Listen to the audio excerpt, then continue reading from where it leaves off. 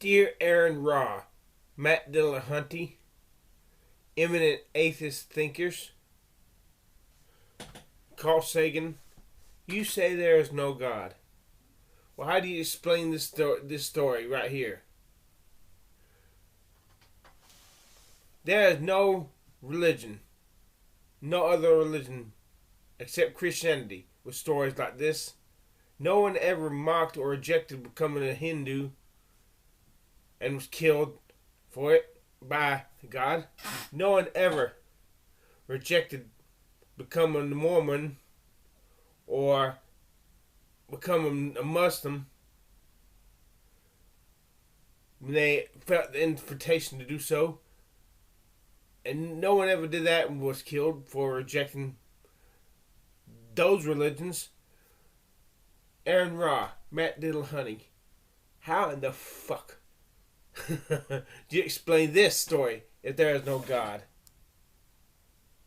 This story would make you think twice about your atheism. I want an answer. Unless you're too chicken shit, listen to this story and give me an answer. Unless this makes you really realize there really is a God. I laugh at you. Come on, give me an answer. If you're really atheists, and not just angry at God. I was holding a revival meeting in Taylor's at the Southern Victory Baptist Church. Dr. Ed Harrison was the pastor, one of the most godly men I've ever known. Atheists. Two boys drove up riding piggyback on a motorcycle. They find Not the story. Hold on. one of the deacons there was, and instead of coming in, they began to curse. They entered into a curve. Said, I saw the approaching automobile, rubbed off on the right side of his head and his shoulder. Come on, get the damn story. Revival sponsored by the 27 was conducting a never. Here, this story. I was conducting a revival, associational-wide revival sponsored by the 27 Baptist churches in that parish in Louisiana. This story, Aron Ra, Dillahunty. This story. If there's no God, how the hell do you explain this story away?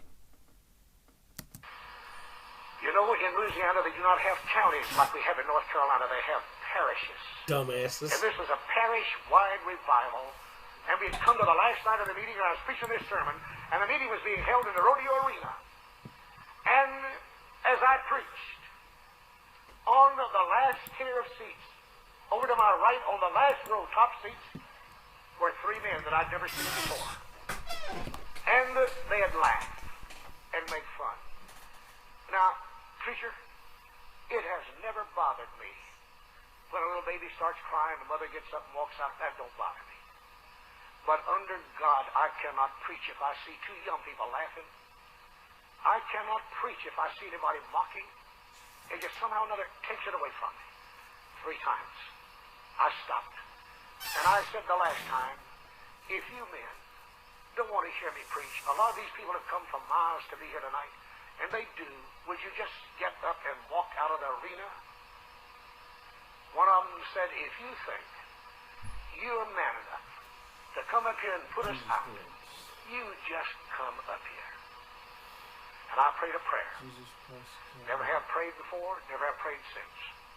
I said, dear Jesus, let me backslide for 15 minutes. And I promise you, Lord, if you'll let me backslide for 15 minutes, I'll go up there and beat the devil out of all 3 of them. Lord Jesus Christ, can I please have you back ahead? And God said, I didn't call you to fight, I called you to preach. He said, you turn them over to me. And I did. And they continued to mock all the way through the sermon. We had over 400 people to walk down that aisle that night and give their hearts to Jesus Christ. I fully intended to never show them enough attention to address them again.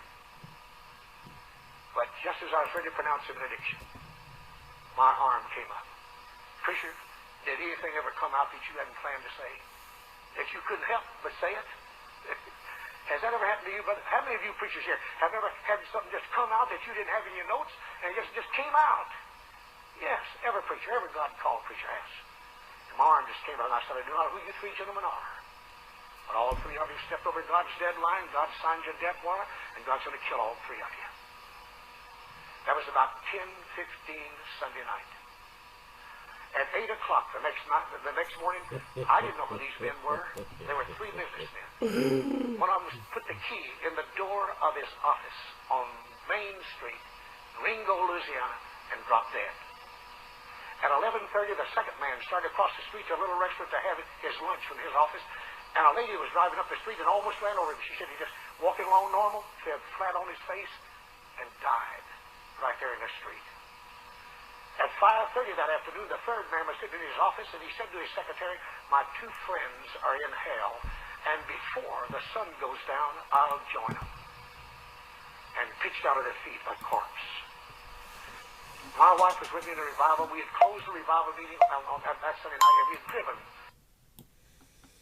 Aron Ra, Matt Dillahunty. Did you hear those stories? That man knew he was. That third man knew that man, hostile to Christianity, knew he was going to die.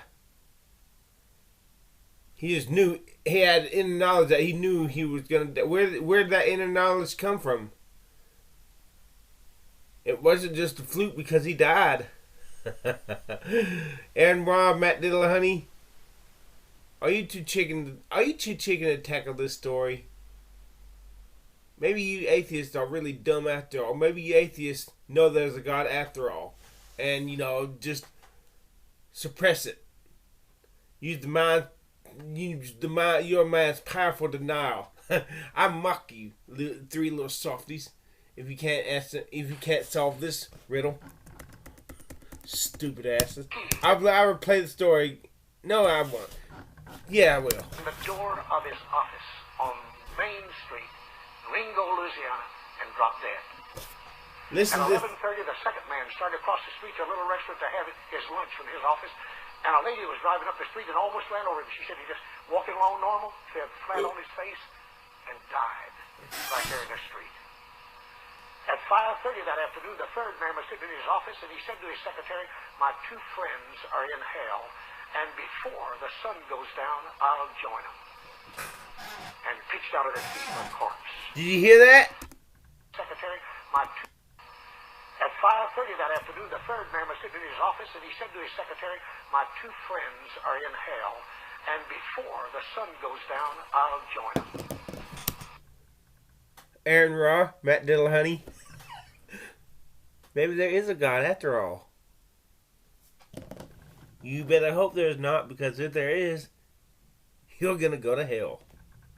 And join those three people who are burning in hell. But then again, you're too chicken shit to try to debunk this story.